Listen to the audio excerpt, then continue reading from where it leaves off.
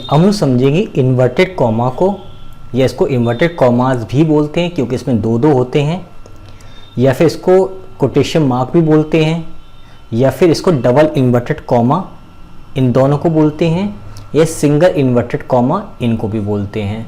ये हमेशा पेयर में चलते हैं। देखा जाए तो इनका चेहरा जो है, जब लिखते समय याद रखना, जब आप लिखो तब 66 बनाना और जब बंद करो तो 99 बनाना। राइटिंग प्रॉब्लम काफ़ी होती है, तो इसका सिंबल याद करना है किसको कैसे बनाना है। तो हम डिस्कस करेंगे कि डबल इन्वर्टेड कॉमा कहाँ लगेगा, सिंगल इन्वर्टेड कॉमा कहाँ लगेगा, क्या एक बार में 3 इन्वर्टेड कॉमा आ सकते हैं। अगर आपका आंसर हाँ है तो आप सही हो, अगर आपका आंसर गलत है तब भी आप सही हो। लेकिन ये यूज़ होता है, कैसे होता है, वो कंडीशन अप्लाई होता है, वो चीज़ समझते हैं। देखिए, इन्वर्टेड कॉमा या तो हम ऐसा लिखते हैं या फिर हम ऐसा लिखते हैं, दोनों का मीनिंग सेम है, मीनिंग तो कुछ निकलती नहीं है। ये क्यों यूज़ होता है, उसका जो रीज़न होगा, उस रीज़न के पीछे हम चाहे डबल इन्वर्टेड कॉमा लगाएं या सिंगल इन्वर्टेड कॉमा लगाएं, कोई दिक्कत नहीं है। ठीक है। अब पहला इसका यूज़ क्या है, पहला इसका यूज़ ये है, जब किसी व्यक्ति ने जो बात बोली है, किसी व्यक्ति ने कोई बात बोली है और वो बात मुझे एज इट इज़ लिखनी है या बोलनी है, तो उसकी मुंह से निकले हुए शब्दों को अगर मैं वैसा ही बोलना चाहता हूँ या वैसा ही लिखना चाहता हूँ, तो बोलने में तो क्वेश्चन मार्क या पंक्चुएशन मार्क तो आते नहीं हैं, लेकिन जब लिखेंगे तब उस बात को सिंगल इन्वर्टेड कॉमा या डबल इन्वर्टेड कॉमा में बंद करके लिखेंगे। जैसे कि द टीचर सेड, अध्यापक ने क्या कहा, तो उनके मुंह से जो शब्द निकले थे वही शब्द क्या थे, you can all go home early, आप सभी लोग जल्दी घर जा सकते हो। तो डायरेक्ट हमने पढ़ा था, तो वही है कि जो टीचर ने कहा था उनके जो शब्द थे वो सेम यही थे। अब हम ये कैसे पता करें कि टीचर ने क्या कहा था, तो उसके लिए ये वाले शब्द रहे। अब अगर मैं यहाँ पे दैट लगा दूँ, द टीचर सेड दैट, और उसके बाद मैं यहाँ पे चेंज करूँ तो दैट यू का हो जाएगा they could go home early, तो ये इनडायरेक्ट स्पीच बन जाएगा। तो ओवरऑल किसी के मुंह से निकले शब्दों को एज इट इज़ लिखने के लिए हमें उन बातों को इन्वर्टेड कॉमा में बंद करना पड़ता है, या तो डबल लगा दें या सिंगल लगा दें। एक और देखें, हन मदर आस्ट, उसकी माँ ने पूछा, कॉमा लगेगा। हमने ये बात सीखी थी कॉमा में कि अगर सैड वाला पोर्शन पहले आता है तो कॉमा पहले आता है, और सैड वाला पोर्शन पीछे आता है तो कॉमा इन्वर्टेड कॉमा के अंदर रहता है। देख लेना जा कर के। Can you please take the dog for a walk, क्या तुम डॉग को टहला दोगे। तो मदर ने जो भी शब्द अटर्ड किए थे, जो भी शब्द बोले थे, सेम यही वर्ड उनके थे, तो उसको बंद करना पड़ा ब्रैकेट में। और जो भी ये क्वेश्चन मार्क वगैरह अंदर क्यों आ रहे, बाहर क्यों नहीं, ये सब रीज़न पढ़ चुके हम लोग क्वेश्चन मार्क में और कॉमा के अंदर। फिर से एक बात देखो, अगर किसी व्यक्ति ने कोई बात बोली फिर से और पंक्चुएशन मार्क चेंज करना, जैसे कि हेल्प मी एक्सक्लेमेशन मार्क, तब भी वो बात हमें ब्रैकेट के अंदर लिखनी होगी, तब भी वो बात हमें इन्वर्टेड कॉमा के अंदर लिखनी होगी, और जो भी मार्क है वो अंदर लगाने पड़ेंगे। और यहाँ पे मैं डबल चाहूँ लगा दूँ या सिंगल लगा दूँ, बात एक ही है। Ram said I am sorry I can't come to your party. अब ध्यान देना, सेड वाला पोर्शन पहले इसलिए आया कॉमा, फिर इन्वर्टेड कॉमा लगाया। फिर ये क्या है, ये बंद वाला नहीं है, ये वाला नहीं है, ये अपोस्ट्रोफी वाला है, कॉन्ट्रैक्शन आई एम, यहाँ पे ए छुपा हुआ है, ये वो वाला है। ध्यान से देखना, क्योंकि अभी आगे आप उलझोगे इस चीज़ में। तो I am sorry I can't, N और ओ यहाँ पे साइलेंट है, बाकी का सेंटेंस अपना करेक्ट है। ध्यान देते जाइए, क्योंकि अभी मैं इस चीज़ में आपको उलझाऊंगा आगे चल करके।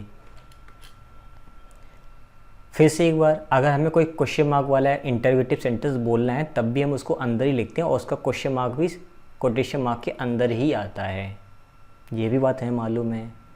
फिर अगर हमें एक और सेंटेंस लिखते हैं, देखो इसको समझो, do you agree with the saying, क्या तुम इस कहावत से संतुष्ट हो या सेटिस्फाइड हो, all is fair in love and war. Love यानी कि हर एक चीज़ जायज़ है प्रेम में और वॉर में। लड़ाई तो कुछ भी कर सकते हैं, प्रेम हो तो कुछ भी कर सकते हैं। अब ध्यान देना, ये सेंटेंस सी सेड वाला उसी पैटर्न पे लिखा हुआ है। अब जो बात बोली गई है उस बात को, या जो बात मेंशन करना चाहता हूँ उस बात को लिखा कॉमा इन्वर्टेड कॉमा के अंदर। फिर ये क्या है, ये ध्यान दो, ऑल इज़, यहाँ पे इज है, ये इन्वर्टेड कॉमा क्लोज वाला नहीं है, ध्यान देना। फिर समझो, अब खेल यहाँ पे क्या था कि यहाँ तो क्वेश्चन मार्क अंदर आया, ये बाहर कैसे चला गया। आंसर इसका ये है कि ये वाला अंदर वाला सेंटेंस तो मेरा अफर्मेटिव है, अंदर वाला सेंटेंस अफर्मेटिव है, इसलिए इसको तो कर दिए बंद मैंने, और ये वाला सेंटेंस मेरा रियल में पूरा का पूरा सेंटेंस मेरा जो है इंटरोगेटिव है, इसलिए मैं क्वेश्चन मार्क बाहर आया है। इस वाले सेंटेंस की वजह से क्वेश्चन मार्क बाहर आया है, और इस वाले में ये वाला अंदर वाला इंटरोगेटिव है, इसलिए उसका अंदर रखा गया है। ठीक है, फिर से समझो, डिड सी से मे आई गो, अगर आप इसको आप ऐसे लिखना चाहते हो, अगर आप क्वेश्चन मार्क को अंदर रखना चाहते हो तो क्या होगा। अब ध्यान दो, यहाँ पर ये भी इंटरोगेटिव है, यहाँ पर ये भी इंटरोगेटिव है, तो एक क्वेश्चन मार्क तो मैंने इसका लगा दिया, अगर मैं एक और बाहर लगा दूँ तो गड़बड़ हो जाएगा। तो हमें करना क्या है कि अगर दोनों सेंटेंस बाहर वाला और अंदर वाला दोनों के दोनों इंटरोगेटिव हैं तो आप अंदर लगा दीजिए, ये इसको भी ले लेगा और ये इसको भी ले लेगा। और अगर केवल बाहर वाला इंटरोगेटिव है, अंदर वाला नहीं है, तो हमें बाहर रखना पड़ेगा और अंदर फुल स्टॉप वगैरह कुछ भी नहीं आएगा। कन्फ्यूज़न पैदा हो रहा है इसलिए मैं बता दे रहा हूँ। फिर लास्ट देखो, ही सेड, उसने कहा, राम सेड, ये क्या है, don't go on the way, समझ में नहीं आया। सुनो, जैसे कि मैं कहीं पर था तो वहाँ पे राम था और मोहन था, एक तो मैं वहाँ पे था, एक राम था, एक मोहन था। तो राम ने मोहन से कहा, मैंने राम से नहीं कहा, मैंने मोहन से नहीं, मैं तो बस वहाँ पे खड़ा था। तो राम ने मोहन से कहा कि उस रास्ते पर मत जाओ। तो मैं आया और मैं आपसे मिला, तो आपने कहा कि क्या कह रहा था राम, तो मैं कहा कि राम ने, मैंने कहा, ही सेड या फिर आई सेड मान लो, मैंने कहा, राम ने कहा। इसका मतलब ये वाली बात जो है, अब सेड वाले दो सेंटेंस हो गए, अब क्या कन्फ्यूज़न यहाँ पे क्रिएट हो रहा है। तो यहाँ पे ये हो रहा है कि आई सेड, जब मैंने कहा, ये तो बात यहाँ पे रख दो, जिसने जो बात बोली है वो सिचुएशन, वो कंडीशन मुझे रखनी पड़ेगी इन्वर्टेड कॉमा के अंदर। ध्यान से सुनना, कॉमा इन्वर्टेड कॉमा डबल वाला यहाँ पे लगा है, कोई दिक्कत। अब इस व्यक्ति ने खुद बात भी तो बोली ना, एक तो मैंने खुद ये पूरी बात बोली है और खुद राम ने एक ये बात बोली है। दो व्यक्तियों ने दो बात बोली, राम का एक सेंटेंस और मैंने एक खुद अलग से बात बोली है।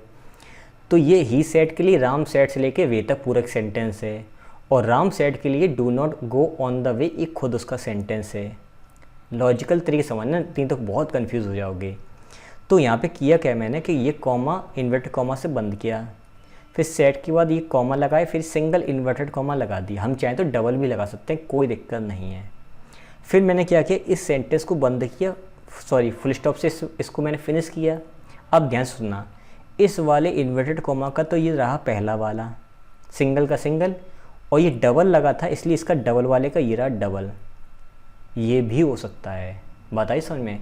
हम चाहें अगर यहाँ डबल लगा दें तो डबल वाले का मान लो ये दो डबल, और फिर इस डबल वाले की एक और डबल, यहाँ पे चार भी आ सकते हैं। हर चीज़ पॉसिबल है, बस हमें कॉन्टेक्स्ट और लिखने के तरीके मालूम होने चाहिए।